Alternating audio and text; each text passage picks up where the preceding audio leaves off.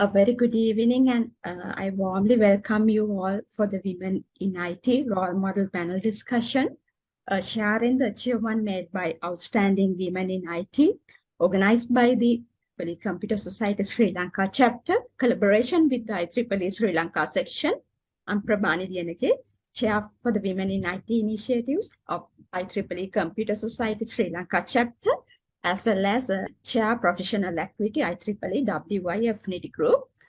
First of all, we warmly welcome our two panelists, guest of speakers today, Dr. Supunmali Ahangama and Ms. Gainika Gunasekara. Good evening.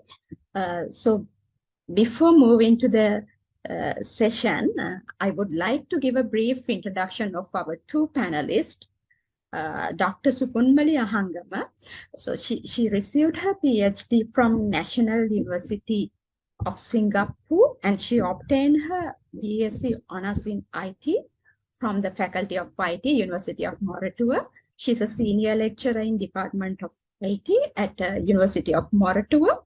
Also, she held the position of Director of Undergraduate Studies at the Faculty of IT from August 2018 to December 2022. Presently, she is the Vice President of SLA's Computer Section E3 and Treasurer of the IEEE Computer Society Sri Lanka section, Sri Lanka chapter. She's an outstanding academic mentor for students as well as academia, and she's a loving mother of two sons. So our second panelist, Ms. Gainika Gunatilaka, she is currently working as a manager of digital transformation and IT business relation at Sri Lanka Airlines. She obtained her bachelor in BSc Honours in Electronic and Telecommunication Engineering from University of Moratuwa, and MBA in Management of IT, University of Moratuwa. She's an expert in Oracle and Microsoft Certified Professional. She has more than 24 years of experience in airline IT systems. She started her career as a system engineer and progressing her career as a senior system engineer, chief engineer, manager in IT business systems, security operations, and currently she's the manager digital transformation and IT business relations. She's a Toastmaster and a winner of several other speech contests with the Distinguished Toastmaster Award, and served as an area director and assistant divisional director program quality. She achieved the Women in IT Asia Edition Award in this year 2023, as the winner in IT team of year led by a women category. So she's also a loving mother of two teenagers. So today panel discussion will be moderated by Bisandi Jayasundara, third year undergraduates from Computer Science, Sir John Kothawala Defence University. She has been volunteering in IEEE student branch and WI Affinity Group of KDU since 2021. She is currently the assistant treasurer for our Affinity Group KDU. So without taking much time, let's move to our distinguished panels of expert perspectives. So I will hand over the session to Bisandi. Over to you, Bisandi. Thank you, Dr. Prabhani, for the introduction. So as Dr. Prabhani mentioned, distinguished panel of experts here to share their insights and experiences on women empowerment. So without further ado, let's start off with our first segment for today's session, which is navigating successful IT career as a woman. So our first question goes out to both the panelists. What are some common challenges that women face in the IT industry and academia? And in what ways can we overcome them? So we'll start off with Ms. Supunmali. Okay, thank you, Bisandi. And thank you, Dr. Prabhani, for giving the introduction and for inviting me for this event as a speaker. So let's move back to the topic about navigating a successful IT career as a woman. So when we talk about the IT industry, it's a male-dominant field. So there is no argument about that. if you compare, there would be a lot of men compared to the number of women we can identify in the industry. So there can be many different challenges, but the situation is getting, it is improving over the years. And still there may be some challenges and hurdles that we may encounter as women. So for example, one main thing I feel is that there is underrepresentation of women in IT that can lead to the feeling of like isolation and lack of role models. So I feel that the main thing here is identifying role models that we can follow. So I feel like that's a main problem that we can face when we consider about the IT industry. So there can be several opportunities to network, like women in IT, maybe women in engineering, like different affinity groups are there. So those opportunities are there. But I feel that there's a problem there. Then other problem is because of this underrepresentation, sometimes it would be difficult to build a professional network among the peers. So culturally also we have certain barriers, and we feel that there should be like we should not get close to and get network with others as how the men do. So there's a problem in that, but we should break that barrier, and we should try to, rather than being afraid to reach out to colleagues and peers for networking. So we should move on, and we should try to network with others. So it can be within the organization, or maybe within outside the organization also. So we should promote that culture of networking. So I also feel that I also have some barriers in there, and sometimes I do not network properly. So we should try to break that barrier. Then another barrier that problem or challenge that I feel is, as a mother of 2 children, like maintain the balance between career and the family life. So that's a major challenge that I face, maybe due to long working hours, maybe sometimes inflexible schedules, maybe at night we are having meetings. So because of those things, also I feel like we have some challenges. So other than that, maybe like getting up-to-date information and like kind of things also can be a problem. So we can discuss about them during the discussion. And one thing I want to highlight today, I saw a FB post, this Facebook post. I shared that also. So if it was in Sinhala, but if I translate that to English, it mentioned something like, don't give up your dreams for your children, but also don't give up your children for your dreams. So discover a world where you can match and have your dreams and your children, everything together. So I will stop from that point, so we can continue the discussion.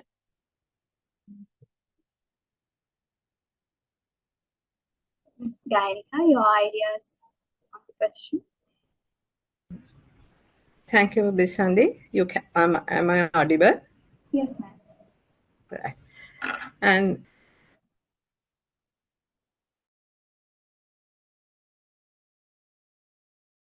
hello. Hello. Sorry about the disconnection, I think. Right. So when I started my career, at that time, the percentage of females to male was 1 to 10. So it was really challenging at that time, but I think now it's much more better. If you take a university, it's about, I think it's nearly 50-50 presentation is there. But that time it was very difficult. And also what I saw, and even what I see even in the current situation is, in serious terms, we call it as imposter syndrome. That is, it's a psychological condition where someone doubts about your qualification. It can be either you have a doubt about your qualifications, or others have a doubt about your qualification. Especially in this technical industry, in technical world, males have that doubt that women, though they have qualifications, are they good? Are they in good shape to perform? So that is where we have to be very careful, and it would add stress on us. So we have to be smart, and without getting stress on us, we have to show and we have to prove that we are capable with what we have learned, and with our qualifications, we are capable to stand against that. Then the other challenge we see is the stereotyping. That is the convention or conception or the image that people have that females are, women's capability is limited only to one vertical. For example, if you take IT, sometimes they think that women are capable only on software side or data analytics. But when it comes to networking or any infrastructure stuff, they feel that men are well ahead. But I think in that sort of narrow-minded environment, we have to make sure that we stand strong to overcome this barrier. Just to give you an example, managing the data center in an airline is not that easy. And all those years it was managed by males. So when I got that opportunity, everyone had a big question mark. Can she do this? So that is the real life challenges we face because of this stereotyping. So in that point, we have to be stable and we have to be confident, and then only we can overcome. And another thing I would like to mention is about we as females, we sometimes neglect the untapped energy and potential that we have. Because sometimes we don't realize our true potential. And we are afraid to explore challenges, especially when you're working in an industry. If it is some academic, if you are in academic vertical, of course, then you are heading it and you know in and out of it, and you can face those challenges. But especially when you are working in an airline or in any other industry, it's really difficult if you don't focus on untapping this energy and potential you have. So that is an area, that is a challenge. But if you have the determination and if you can do that, you can easily overcome this challenge. So those are the main things that I feel as barriers, and those are the ideas that I think where we can get out of those barriers. Over to you, Pisande.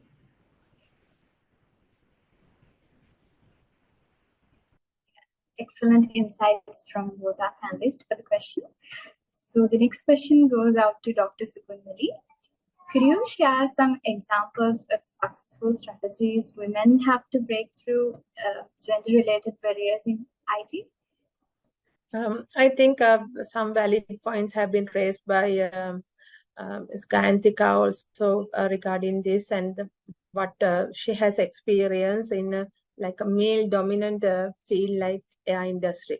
So like there can be different strategies that we can feel like we can follow.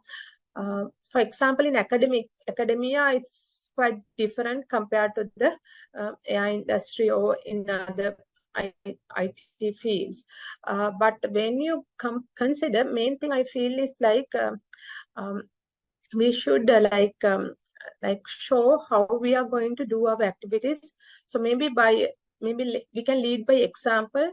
Maybe we can do things, we can take responsibility and perform. So when we are performing, we have to put our 100% or more than that, and then only others will know that we can do certain things. For example, when I took over direct undergraduate studies, so they are like we had COVID situation and so many different situations, and I also got pregnant during that time. So a lot of issues were there in my personal life. And but I was able to manage and do a lot of changes in a positive manner. So like then everyone started talking about that. So we have to lead by example, then only others will start thinking that we can do certain things. So another thing is like, I feel it's very important in the IT industry networking. So to break those barriers, we have to get to know others. Otherwise, they will have different perceptions about us. So it's very important that we go to different events, maybe we participate in workshops, and we talk to each other and get to know. Those things are very important. So another thing is like, we have to have this proactive mindset, like we have to like take the leadership role, and maybe then based on how we show those things, maybe our peers and maybe our juniors also will follow us. So that's very important. Especially we have to be as role models for the younger generation. Then only they will be like seeing us, they will be identifying what sort of problems we have faced, and they may be learning from us. So it's one important area that we have to consider. Other thing is like, to break all those barriers, we have to show that we are competent. So maybe we follow different courses, maybe we attend different workshops and do different projects, and we have to show that we are capable. So to do that, we have to be very up to date with the technology. So maybe not only limited to different programming languages, but in different topics, we have to be up to date. Maybe when we are talking also, they will feel that we know different things. So we have to be up to date, and so we have to read different things, and we have to be up to date. So that's what I feel. So Visandi.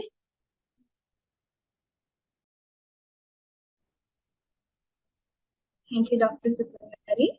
So, Ms. Kainika, what advice would you give to the young women just starting their careers in IT to ensure their success? My advice is be yourself. Challenge yourself. You are unique. That's what I always believe. In professional life, we don't have to think about our gender. We have to focus on our job responsibilities.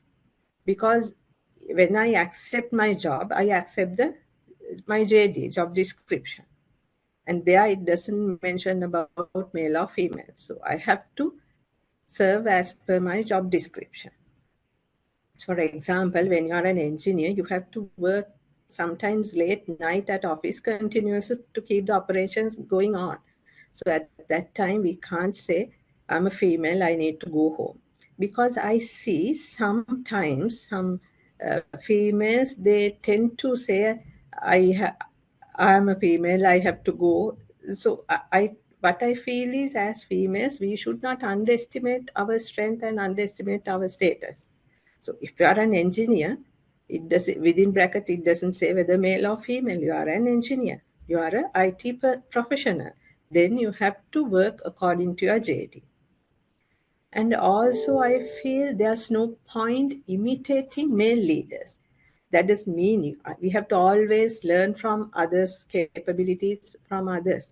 But some people think if you are a male leader, only you can get things done. If you just shout, or if you just show your masculine appearance and all that. But as ladies, we have without being aggressive, we have very inherent qualities where we can get things done in a quiet manner. So we should highlight on that fact and work towards that. We can learn from male leaders, but we can focus on our strengths and do. So in personal life, you have to always think about your gender. Because as females, we have to play the role of a daughter, wife, daughter-in-law, mother, and at different stages of our life. True, males also play different roles. But if we as females, if we neglect our roles as females, then the impact on the family and the society will be very high. Therefore, whether you're in IT or any other field, we should maintain our femininity in our personal life, but not in our professional life. So my advice, in your profession, forget about your gender. In your personal life, always think about your gender. So that's my advice, Bisanti. Thank you, Ms. Gainika, for that wonderful advice. Let us now move on to the second segment of today's session, which focuses on leadership and advancement opportunities for women in IT. So the first question of this segment goes out to Dr. Supunmali. Dr. Supunmali, how can organizations encourage and support the growth of women into leadership roles within the IT sector from an academic point of view? The first thing is, I think as organizations, most of the time, I don't think there's they do differentiation. There are like gender biasness in most of the organizations. They do not consider that. However, I feel it's better if we can have some mentorship programs, maybe different training programs that is being organized for women leaders, for aspiring women leaders. So they can, they could be help their career advancement.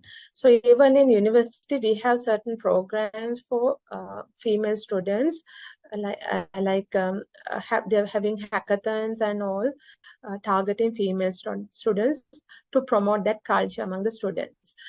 So organizations also can consider different aspects, and they can organize those events. And another thing that I feel like maybe we can have flexible work arrangements if that supports the organizational working environment. But if you have to be there always, then especially as Ms. Gayantika mentioned, if you have to be at night, then you can't do anything. But if we can have a flexible working environment, yeah, it's good. Yeah, even doctors, they have to work nights, so that's there, but it's accepted. However, I feel that maybe remote working opportunities, maybe flexible hours, if those things are there, so rather than mixing up our personal life and working environment, we can carry out our work much better. Maybe Ms. Gayantika may be having a different argument on that.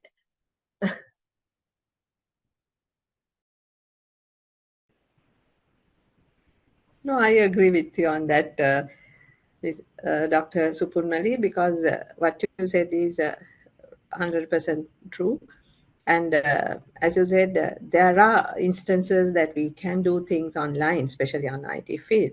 But when you're on this industry level IT field, then sometimes it's difficult. And there were times that in the morning I have to come to office due to sudden requirements, due to operational requirements, and I had to bring my son who was not even 1 year old. So I kept him on the car seat at the office, and I had to attend to work. So there are a lot of examples like that, such instances, and because at that time we can't say there's no way I can come, because whatever it is, we had to consider about the operations. So that's there are some nice experiences like that. Visanthi? What is Visanthi? Thank you, Ms. Gainika and Ms. Dr. Supunmali for answering that question. So, Ms. Gainika, from your point of view, what are some effective ways for women to build a strong professional network that can help them to advance in their IT career?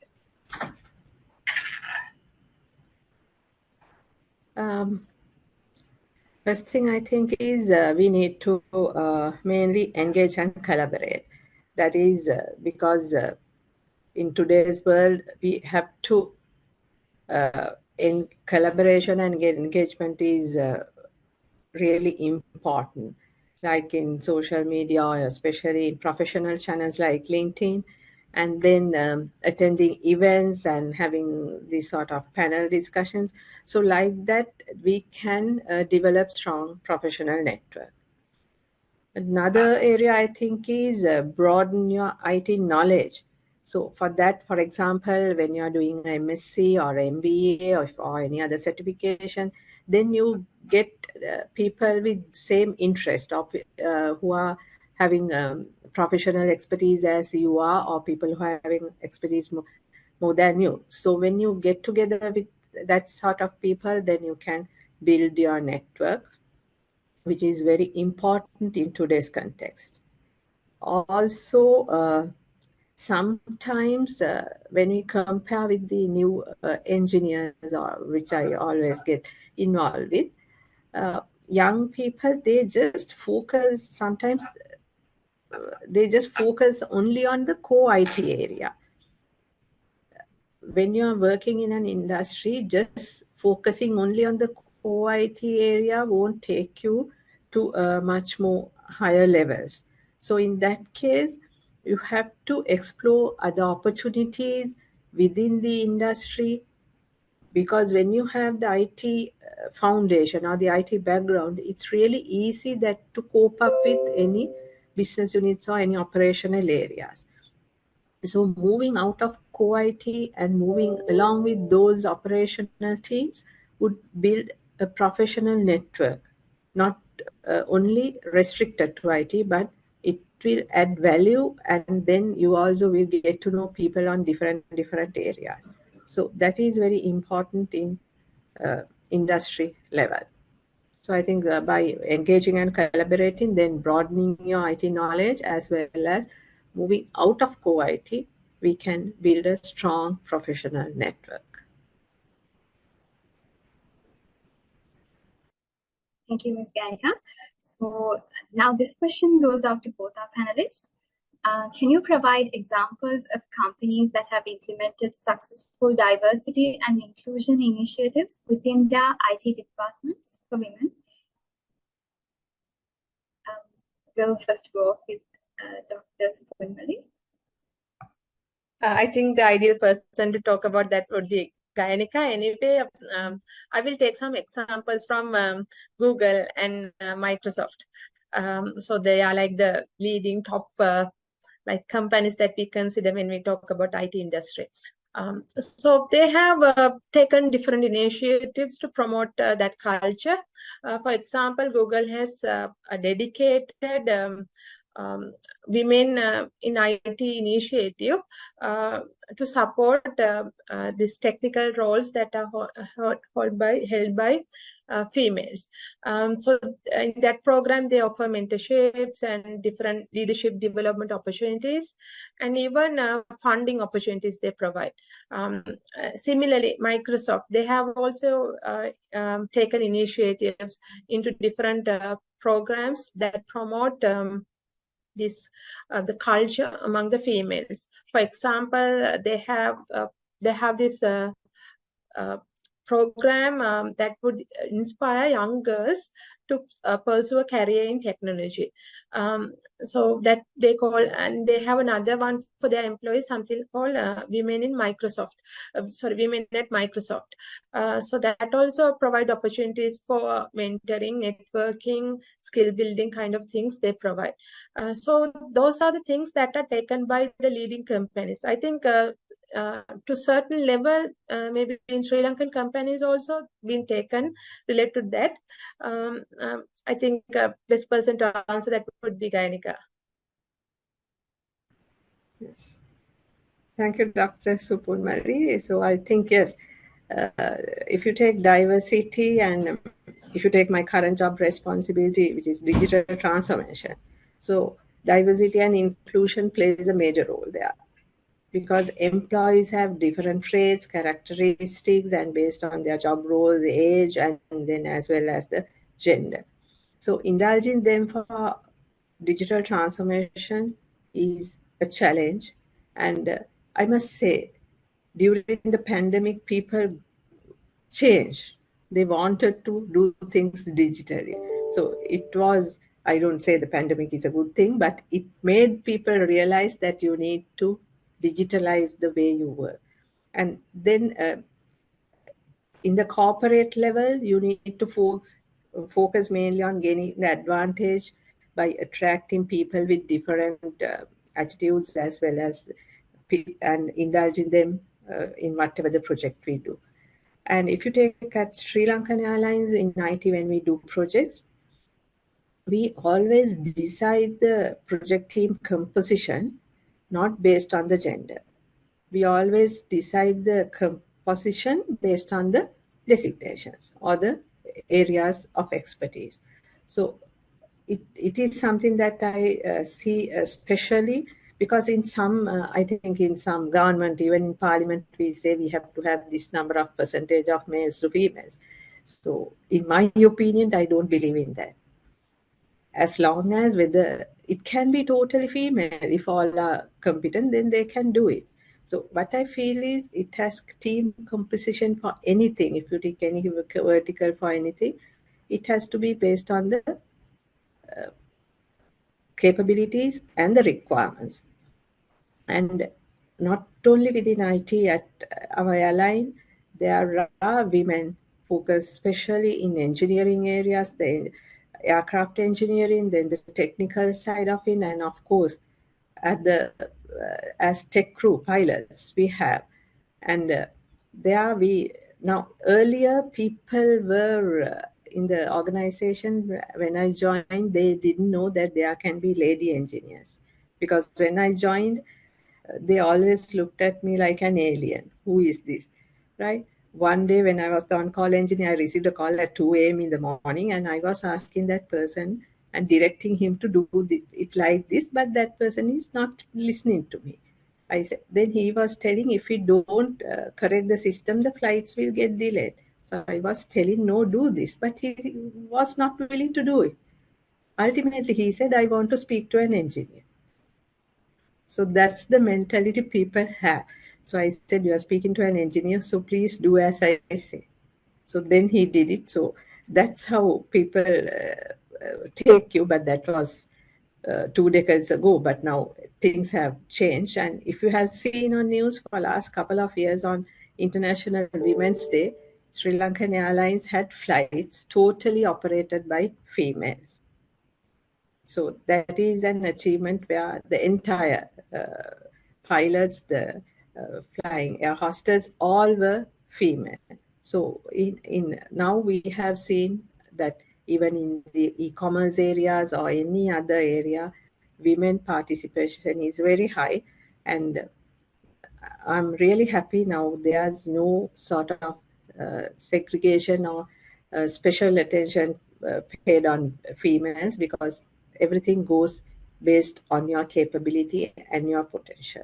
So I feel if every company can adhere to that, it would be beneficial for everyone. Thank you both. So let's shift our focus for the third segment for the day, which is on building technical skills and staying relevant in a rapidly evolving IT industry. So Dr. Supunali, the first question of this segment goes out to you. With technology evolving so rapidly, how can women in IT stay up to date with the latest technological skills and knowledge? So here, I think it's not only for women. Everyone should be up to date with the evolving technology. So I think females as well as males can follow a similar kind of strategy when you want to be up to date.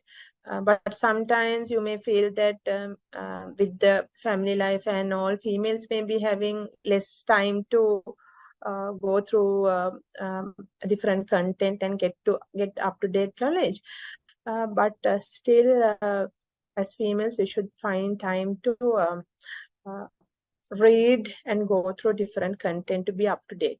So basically, when we consider about the mechanisms that we can follow, there are different strategies. So the main thing would be something like there are different societies, clubs, for example, girls who code, maybe women who code, then Anita B org. Likewise, there are different clubs that we can join. Then through those programs, actually what they do is they support women with technology resources, maybe different mentorships they provide. So they do different things. Then other than that, there are different courses that we can follow. IT courses are there, like Coursera, edX, Udemy, likewise there are courses. So we can follow some of those courses. Even as an academic, I still follow some of those courses because we need to get up-to-date knowledge. Then other than that, maybe even in Sri Lanka, that these days we are offering this openum.lk program. By University of Moratuwa. So I'm also a part of that, and I'm working as a coordinator for the web development modules. So you can enroll to that program. It's offered free of charge, so you can get some benefit out of that. Then there are some other different tools and different projects that are available. You can get involved there. And other than that, so we should not stick only to the domain that we are working with, maybe not only to a particular programming language. I believe that we should be knowledgeable about what is happening in the industry and in the outside world. Different things are happening, and we should up-to-date our knowledge in those areas also. We should like refer different magazines, maybe IEEE Spectrum, maybe Wired, maybe PC Mag, likewise different magazines are there, online magazines are there. So we can refer to them and get up to date. So by doing those things, I feel like we will be able to get latest knowledge and also try to get hands-on experience. Then that also will allow you to do some projects, maybe not part of the organization, but try to go through them. Then you get some idea and can get up-to-date knowledge. Okay, Visandi, that's it. Thank you, Dr. Subramani. So the next question goes out to both our panelists. What resources or strategies do you recommend for women to continuously enhance their technical expertise? We'll start off this question with Ms. Ganika. Yes, there as a strategy, I think it's twofold. One is if you are involved in academia, then you have to think about the depth of your knowledge. That's what I believe, because there you have to get the knowledge based on the area, especially on your specialty. You have to gain knowledge, and it should be a continuous thing. Not that you do your degree or you do your MSc or do your PhD and then stop there. No, you have to always improve your knowledge on the specialty. Then you can add value to what you do and how you can project yourself.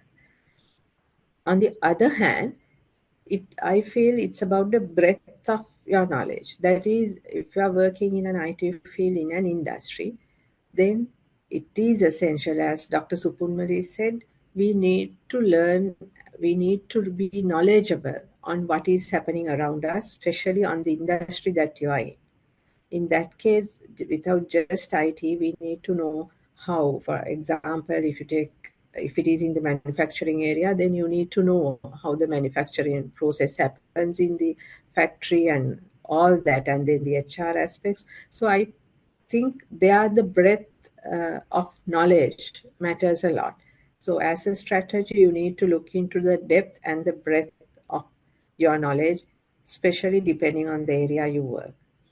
And if you talk about the resources, as Dr. Suppunmari said, now everything is online. So that is a very beneficial thing that this generation has. Otherwise, earlier we need to read books and get knowledge, but now everything is at your fingertips. So we can follow online courses, or we can do online assessments and get certifications. So it is the trend, and most of the IT professionals do it to maintain the growth of their knowledge as a continual development programs. Everyone has to do it, and if not, we'll be left out. So that is resource-wise, get the online resources and do your certifications and keep up to the level that is with the trends in IT. Then only we can survive in the industry. Mr. Punjari.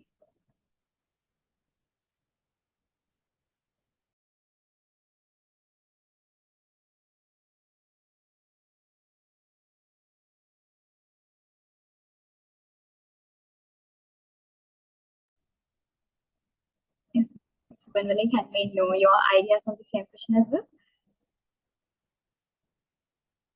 So I'm also having a similar view, like we should have this depth and breadth. That's very important when we talk about the knowledge.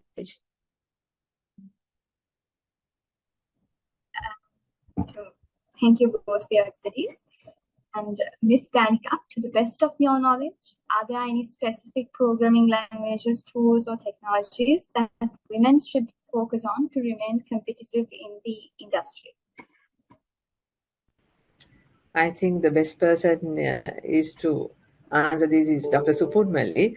But just to share my thoughts on this, current the trend is towards data science, AI, and here I think the question, irrespective of the gender, because in IT there's nothing that is specifically defined for women. So I feel, but considering the current trends, it could be data science or AI, and hands-on experience with these technologies would definitely be beneficial, especially on the integration side, as well as integration is systems into SI is a very important area in today's context. So I think Dr. Supurmalli can give a better answer focusing on this question. Okay, so it's not about the technology. Technology day by day it's changing. So we may learn something today, but maybe it gets obsolete maybe after 1 year. So there is that thing. So we have to be up to date. So I think the main thing is our attitude. So we have to have the knowledge, basics we have to have. Then we have to get the present knowledge also about the latest technologies. But the main thing I feel is the attitude. That would play the key role when we are talking about these things.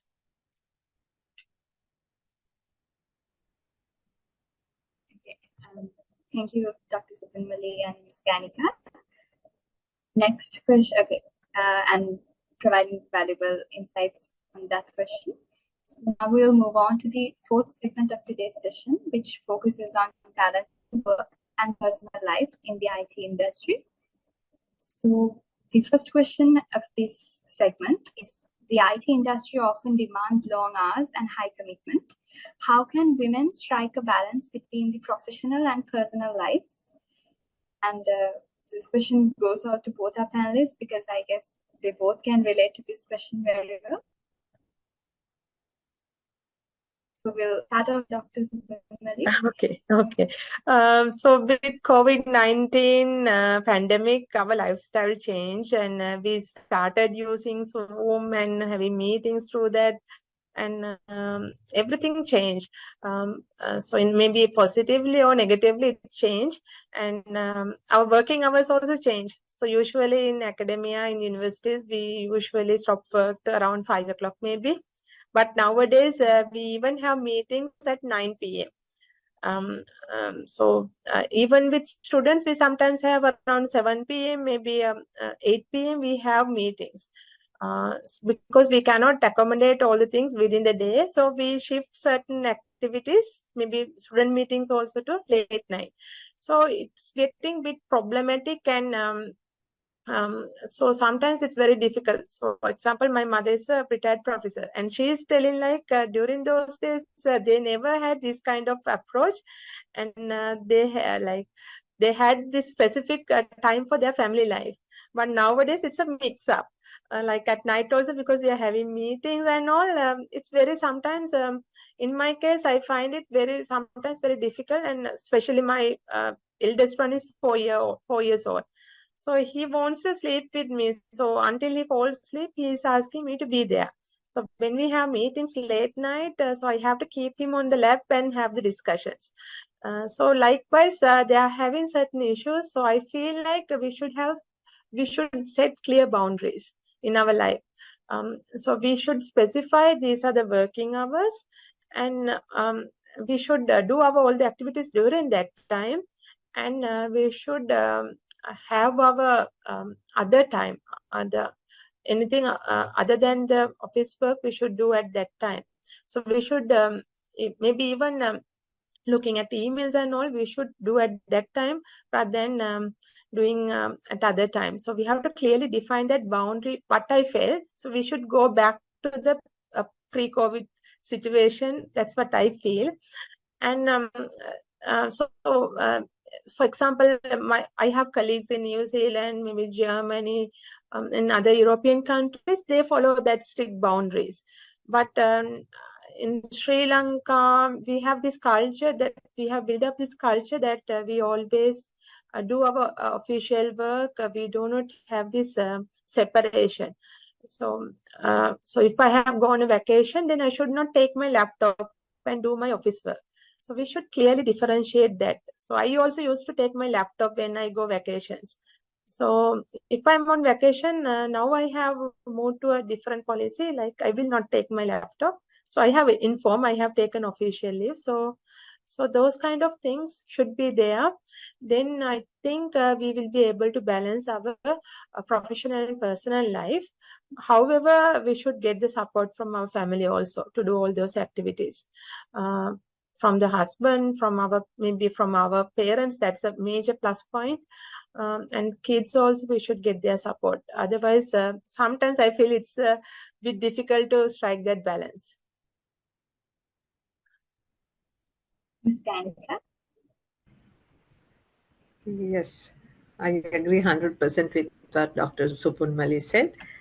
And for females, yes, work-life balance is of utmost importance. And because we always have to prioritize, in most of the cases, we have to prioritize the family commitments. And I also had to forego several leadership opportunities because of commitments to the personal life. Because at some stages in our life, especially for women, we have to give second place to professional development because we have to give priority to the family. But it depends, I feel it's time driven. Though I miss those opportunities at that time, but when things are settled and now my kids they are now teenagers, so things are a bit settled now. Though I miss those things at the very beginning, labs, now I have got the chance to experience and then continue with my professional journey. So that is where we need to we have to have that mentality also within us, because sometimes we feel if I don't get this chance right now in my profession, I will never get it. So then there are females who go for those chances in their professional lives, but at the end, the family will be facing a lot of problems. So we have to be very careful on how to balance your profession as well as your family, because whatever said and done, your family is the because whatever happens to you in your job or anything, people won't come and support you because it's your family.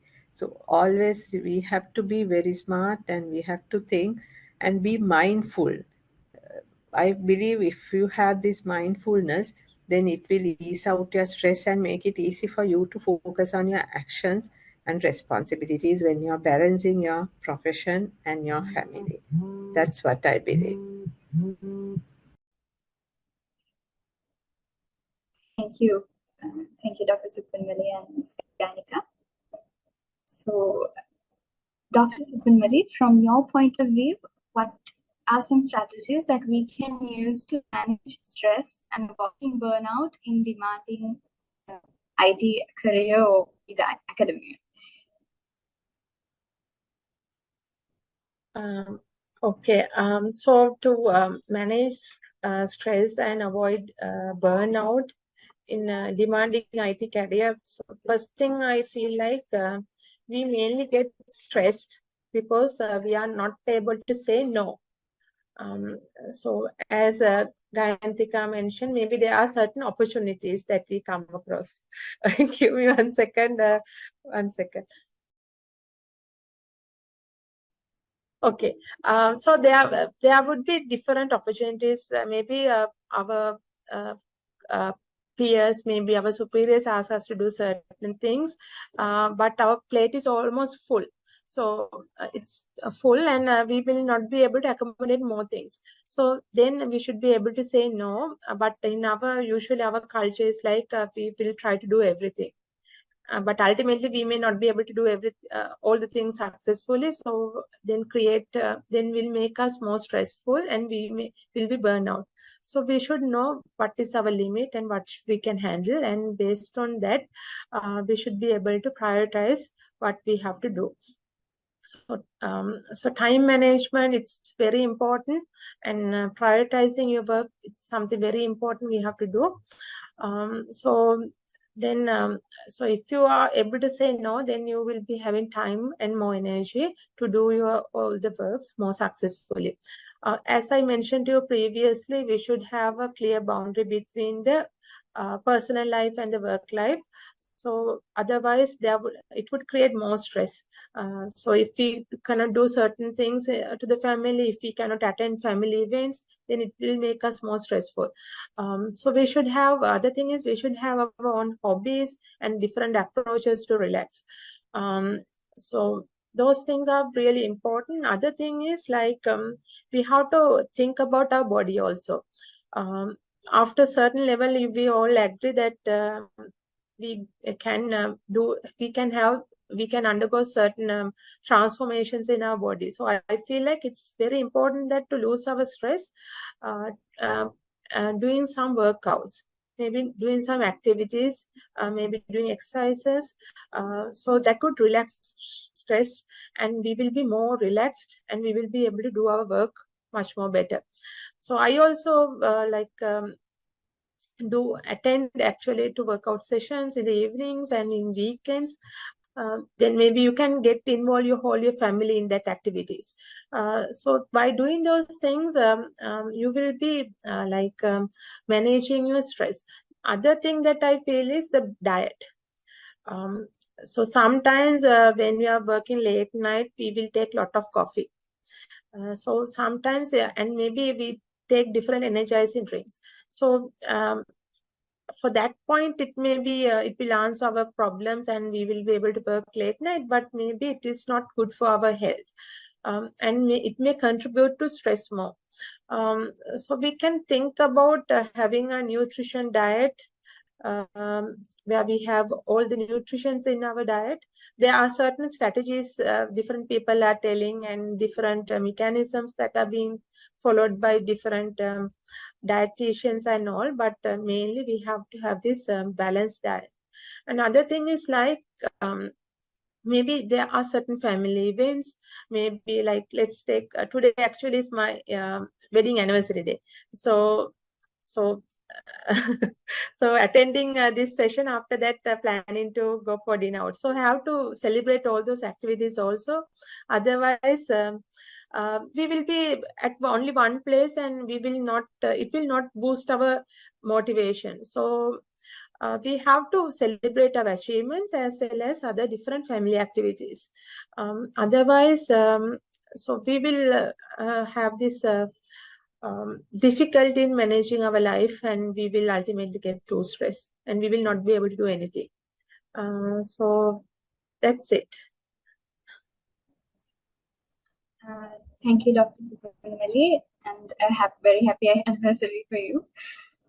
So the next question goes out to Ms. Gainika. Ms. Gainika, could you share stories of women who have successfully managed to maintain a fulfilled work-life balance in IT? Before that, happy wedding anniversary, Dr. Subramanian.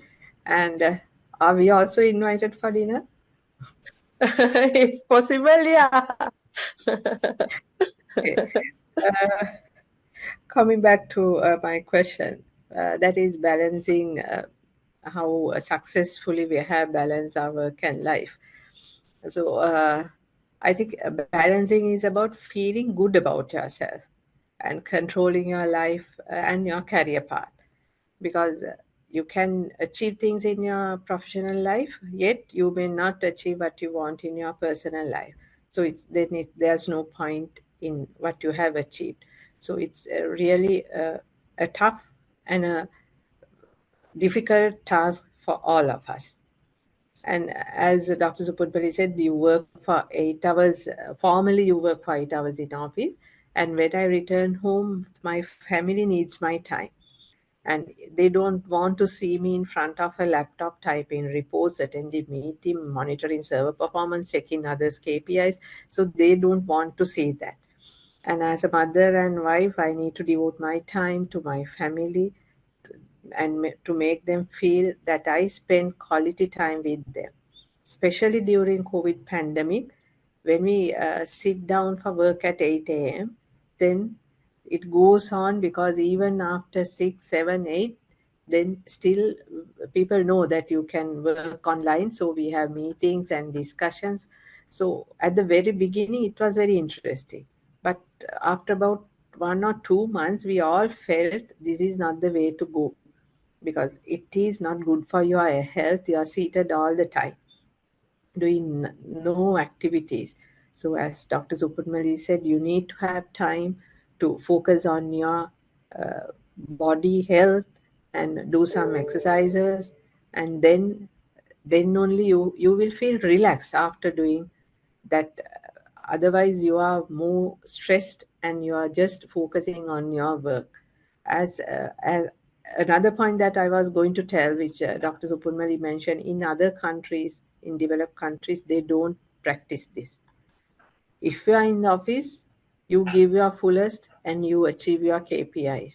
Once you return home, you are with your family and you have time for yourself. And that is another thing in our culture. As mothers, our culture expects mothers to devote the full time to the children and to husband, because we being mothers, we are also human, so we also should have some quality time for ourselves as well. In our culture, people think that mothers have to devote full time to the family. I agree with that. We have to devote our maximum to the family, but remember, we need to keep time for ourselves as well. Read something we like, enjoy any music, or watch something we want to know. Keep up with our hobby. At least 1 hour per day we need to have for ourselves as well, and to enjoy and to relax and to release our stress. So that is an area that in Sri Lankan culture we need to practice.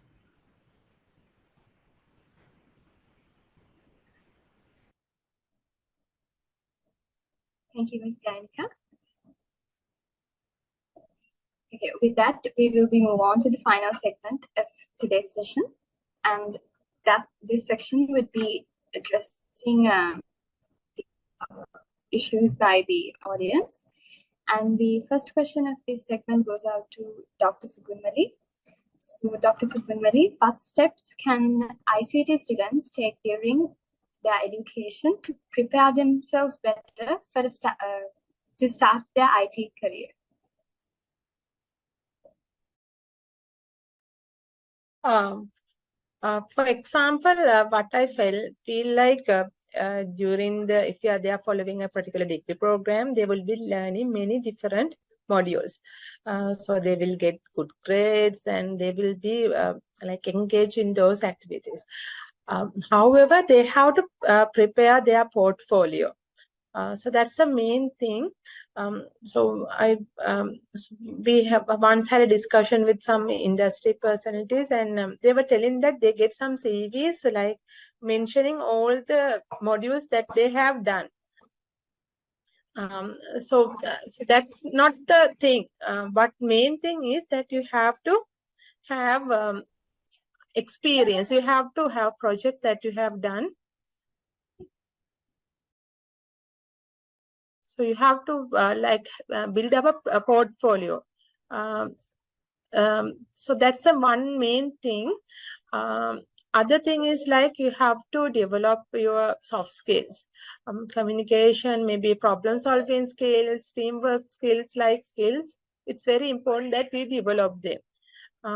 So I feel that if you can do those things, you will have a better career in ICT.